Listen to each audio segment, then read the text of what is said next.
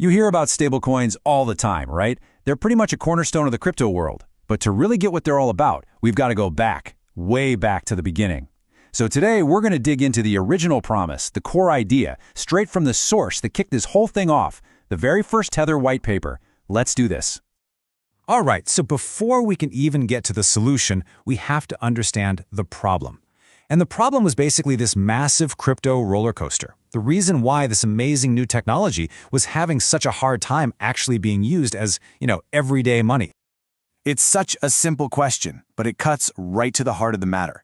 Just imagine this. You go to buy a $4 coffee, but in the few seconds it takes to pay, the value of your money swings so wildly that your coffee suddenly costs you $5, or maybe it's $3.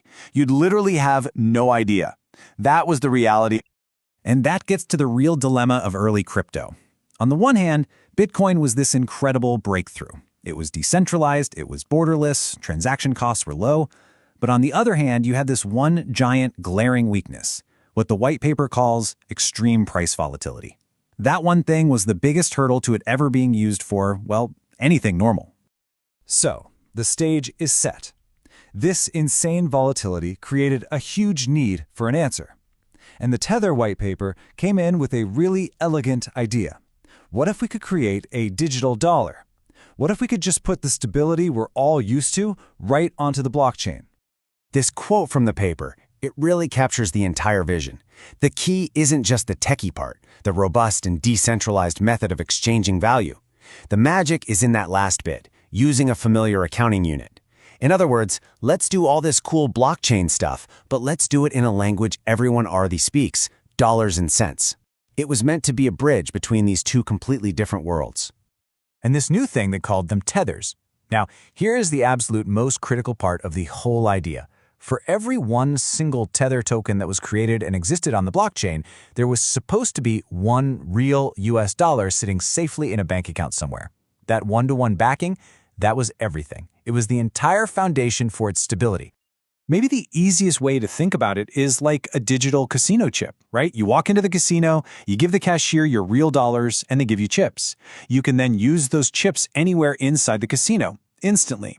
Well, with Tether, the idea was you deposit real dollars, and you'd get these digital tokens that you could send anywhere in the world on the blockchain, and whenever you were ready, you could go back to the cashier and cash those chips back out for your real dollars. So, okay, that's the big idea. But how is it all supposed to work? How do you actually build trust in a system like this? Well, the white paper laid out a pretty clear blueprint. The process was designed as a full 5-step life cycle. First, you, the user, send your US dollars to a company called Tether Limited. Second, they create and send you the exact same amount of new digital tethers. Then step 3, you're free to use those tethers however you want. Send them, trade them, whatever. When you want your real dollars back, that's step 4. You send the tethers back to the company. And then the final and super important step, they send you your dollars back and they destroy those tokens, taking them completely out of circulation. This is the million-dollar question, isn't it? The whole system, the whole promise, it's all built on trust. Trust that for every digital dollar, there's a real dollar sitting in a vault. The paper knew this was the central challenge, and it proposed a solution. They called the solution proof of reserves. The idea had two parts. First, Tether Limited would just publicly post its bank balances for anyone and everyone to see. And second, to make sure those numbers weren't just made up, they would bring in professional auditors on a regular basis to check the books and confirm the money was really there. It all boiled down to this one beautifully simple formula. TUSD has to equal DUSD. That is, the total amount of tethers in circulation, which you can see on the public blockchain, must always equal the amount of US dollars held in reserve, which you can't see, and that's why you need the audits. As long as those two sides of the equation are equal, the system works. Think of it as the world's simplest balance sheet. On one side, you have the assets, the actual US dollars Tether holds in the bank. On the other side, you have the liabilities, the digital tethers it owes to all its users.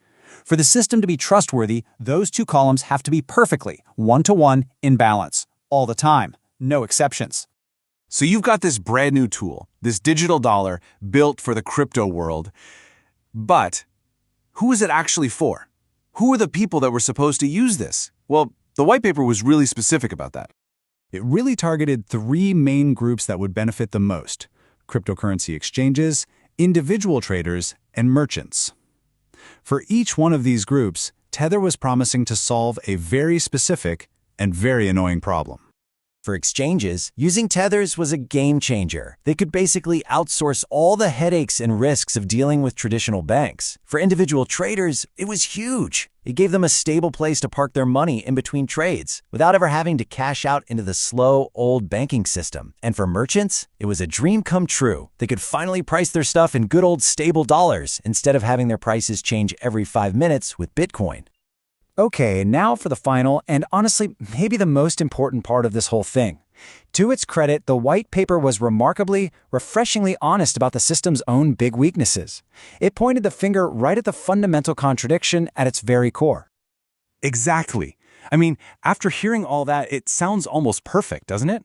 A stable, fast, global dollar built on this revolutionary technology. So, what's the catch? There's always a catch, right? Well, the authors told us what it was, straight up. And there you have it. That's the big one. This whole system, this bridge to the decentralized world, it wasn't actually decentralized at all. Right at the very center of it all was a single centralized company, Tether Limited. At the end of the day, you still had to trust them. Trust them to hold the money, trust them to give it back, trust them to be honest. And the paper didn't just stop there. It laid out all the potential risks in stark, almost scary detail. They said, look, we could go bankrupt, the bank we use could go bankrupt, that bank could just decide to freeze our funds, or, hey, we, the people running the company, could just steal the money and run. They were openly admitting that they were recreating a single point of failure, the very thing crypto was trying to get rid of. Which leaves us with this final, really powerful question that gets at the heart of everything. The original blueprint for Tether was this brilliant solution to a very real problem. But it also created this deep paradox that the crypto space is still wrestling with to this very day. And it forces us all to ask, can a system that ultimately relies on trusting a handful of people in a room ever truly be the foundation for a future that's supposed to be trustless?